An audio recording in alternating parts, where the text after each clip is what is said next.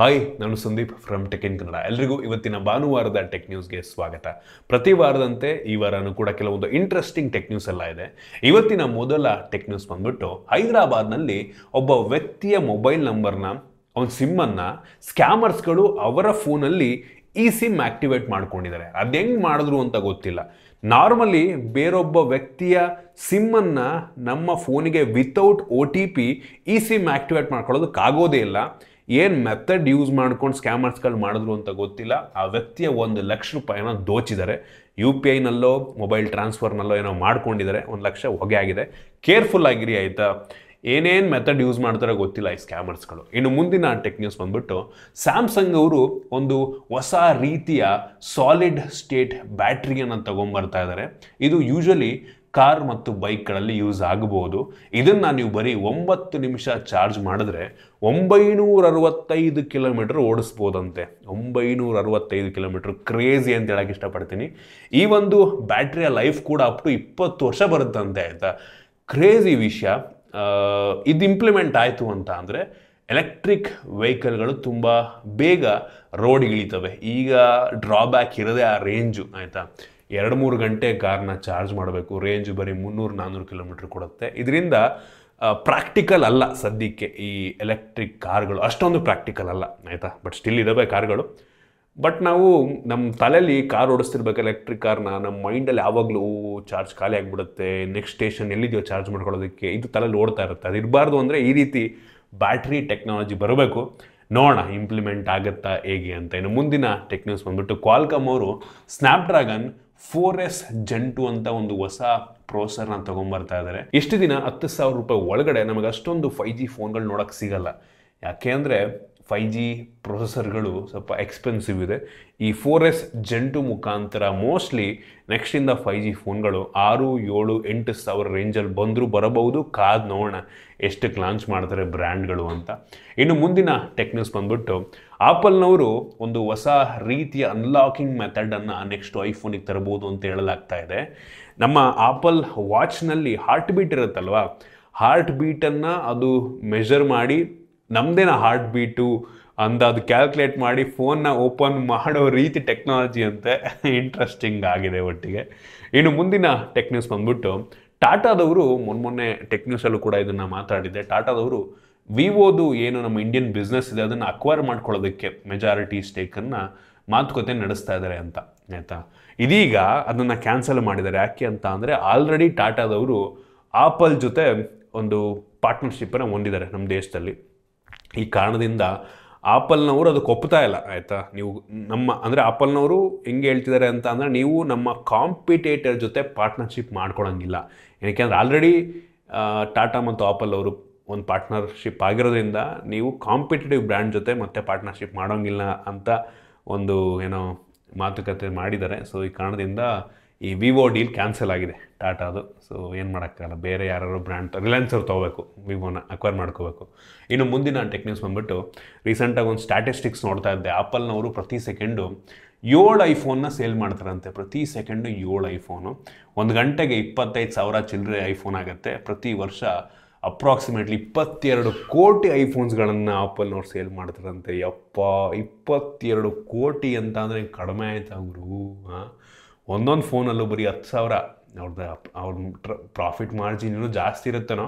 ಒಂದು ಫೋನಲ್ಲಿ 10,000 ಪ್ರಾಫಿಟ್ ಮಾಡಿದ್ರು ಅಂತ ಅಂದರೆ ಒಂದು ಫೋನಲ್ಲಿ 10,000 ಪ್ರಾಫಿಟ್ ಅಂದರೆ ಲಿಟ್ರಲಿ ಕ್ಲೋಸ್ ಟು ಮೋಸ್ಟ್ಲಿ ಒಂದು $22 ಬಿಲಿಯನ್. $22 ಬಿಲಿಯನ್ ಬರೀ ಐಫೋನಿಂದ ಆಪಲ್ನವ್ರು ಪ್ರತಿ ವರ್ಷ ದುಡಿತಾರೆ. $22 ಬಿಲಿಯನ್ ಅಂತ ಅಂದರೆ ಕ್ಲೋಸ್ ಟು 1,80,000 ಕೋಟಿ. 1,80,000 ಕೋಟಿ ಚಿಲ್ಲರೆ ಅಪ್ರಾಕ್ಸಿಮೇಟ್ ಬರುತ್ತೆ. ಕ್ರೇಜಿ ಗುರು. ಇನ್ನು ಮುಂದಿನ ಟೆಕ್ ನ್ಯೂಸ್ ಬಂದ್ಬಿಟ್ಟು ಒಲಿಂಪಿಕ್ಸ್ ಶುರುವಾಗಿದೆ ಅಲ್ವಾ.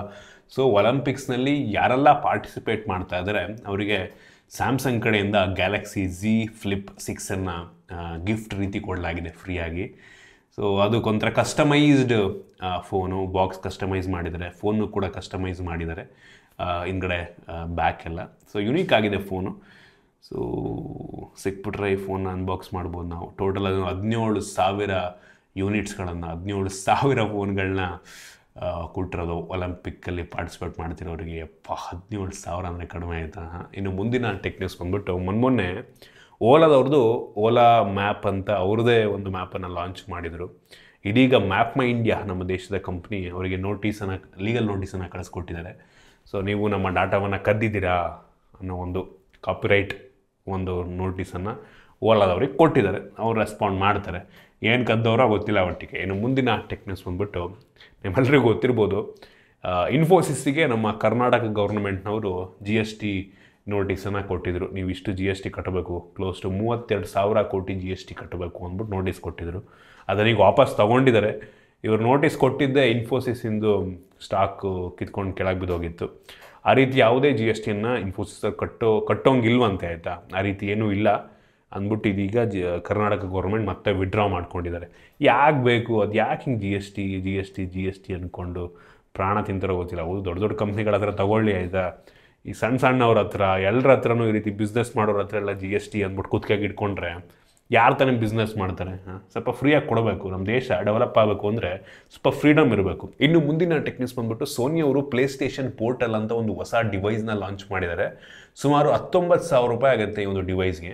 ಇದು ಯಾವ ರೀತಿ ಕೆಲಸವನ್ನು ಮಾಡುತ್ತೆ ಅಂತ ಅಂದರೆ, ನಿಮ್ಮ ಹತ್ರ ಏನಾದರೂ ಆಲ್ರೆಡಿ ಪ್ಲೇಸ್ಟೇಷನ್ 5 ಇದೆ ಅಂತ ಅಂದರೆ ಇದು ಯೂಸ್ ಆಗುತ್ತೆ. ಹೆಂಗೆ ಅಂದರೆ, ನಿಮ್ಮ ಹತ್ರ ಪ್ಲೇಸ್ಟೇಷನ್ 5 ಇದ್ದರೆ ನೀವು TV ಮುಂದೆ ಕೂತ್ಕೊಂಡ್ಬಿಟ್ಟು ಆಡೋ ಅವಶ್ಯಕತೆ ಇಲ್ಲ ಆಯಿತಾ. ಈ ಡಿವೈಸ್ ತೊಗೊಂಡ್ರೆ ನೀವು ಬೆಡ್ ಮೇಲೆ ಕೂತ್ಕೊಳ್ಳಿ, ಚೇರ್ ಮೇಲೆ ಕೂತ್ಕೊಳ್ಳಿ, ಅದರಲ್ಲಿ ಡಿಸ್ಪ್ಲೇ ಇರುತ್ತೆ. ಸೊ ಅದರಲ್ಲೇ ಆಡ್ಕೊಬೋದು. ಬಟ್ ಏನಪ್ಪ ಅಂದರೆ, ನಿಮ್ಮ ಹತ್ರ ಇರುವಂಥ ಪ್ಲೇಸ್ಟೇಷನ್ನು ಮತ್ತು ಈ ಒಂದು ಡಿವೈಸ್ ಎರಡೂ ಕೂಡ ಒಂದೇ ನೆಟ್ವರ್ಕಿಗೆ ಕನೆಕ್ಟ್ ಆಗಿರಬೇಕು ಆಯಿತಾ. ಸೊ ಹೆಂಗೆ ವರ್ಕ್ ಆಗುತ್ತೆ ಅಂತ ಅಂದರೆ, ಒಂದು ರೀತಿ ಕ್ಲೌಡ್ ಗೇಮಿಂಗ್ ಥರ ಆಯಿತಾ.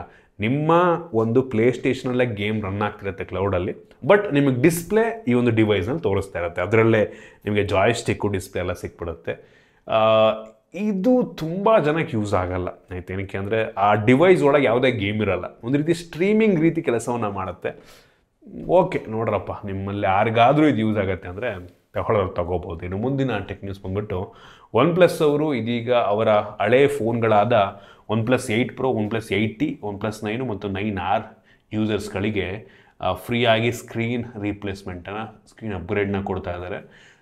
ಆಲ್ರೆಡಿ ನಿಮ್ಮದು ಗ್ರೀನ್ ಲೈನ್ ಇಶ್ಯೂ ಇದ್ದರೂ ಅಥವಾ ಇಲ್ಲದಿದ್ದರೂ ನೀವು ಹೋಗ್ಬಿಟ್ಟು ಸ್ಕ್ರೀನ್ನ ರಿಪ್ಲೇಸ್ ಮಾಡ್ಕೋಬೋದು. ಸೊ ನೋಡಿ, ನೆಕ್ಸ್ಟಿಂದ ಅಂದರೆ ಯಾವುದಕ್ಕೂ ಸೇಫರ್ ಸೈಡು ಈಗಲೇ ಮಾಡ್ಕೊಂಡ್ರೆ ಒಳ್ಳೆಯದು. ಅವ್ರದ್ದೇನು ರೆಡ್ ಕೇಬಲ್ ಮೆಂಬರ್ಶಿಪ್ಪಿಂದು ಏನಿದಿರುತ್ತಲ್ವ, ಆ ಸೆಕ್ಷನಲ್ಲಿ ನಿಮಗೆ ನೀವು ಎಲಿಜಿಬಲ್ ಇದ್ದರೆ ಅದು ತೋರಿಸುತ್ತಂತೆ. ನೀವು ಹೋಗ್ಬಿಟ್ಟು ರೀಪ್ಲೇಸ್ ಮಾಡ್ಕೊಬೋದು ಒಟ್ಟಿಗೆ.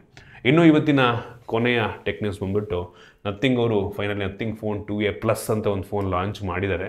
ಏನು ಅಂತ ಡಿಫ್ರೆಂಟ್ ಆಗಿದೆ ಈ ಫೋನ್ ಅಂತ ನನಗೆ ಅನ್ನಿಸ್ಲಿಲ್ಲ.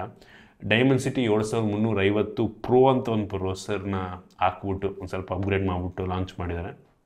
ಇದೇನಂತ ಮೇಜರ್ ಡಿಫ್ರೆನ್ಸ್ ಕೊಡಲ್ಲ ನಿಮಗೆ. 28,000 ರೂಪಾಯಿ ಇದೆ ಬೇಸ್ ವೇರಿಯಂಟು.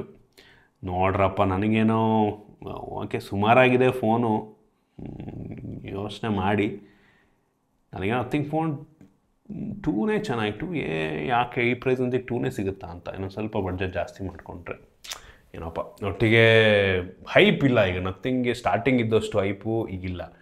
ಬೇಕಾಬಿಟ್ಟು ಫೋನ್ಗಳು ಲಾಂಚ್ ಮಾಡ್ತಾರೆ, ತುಂಬ ಜಾಸ್ತಿ ಫೋನ್ಗಳನ್ನೂ ಲಾಂಚ್ ಮಾಡ್ತಾ ಇದ್ದಾರೆ. ಸೊ ಈ ಕಾರಣದಿಂದ ಹೈಪ್ ಸ್ವಲ್ಪ ಕಡಿಮೆ ಆಗಿದೆ ಅನಿಸುತ್ತೆ.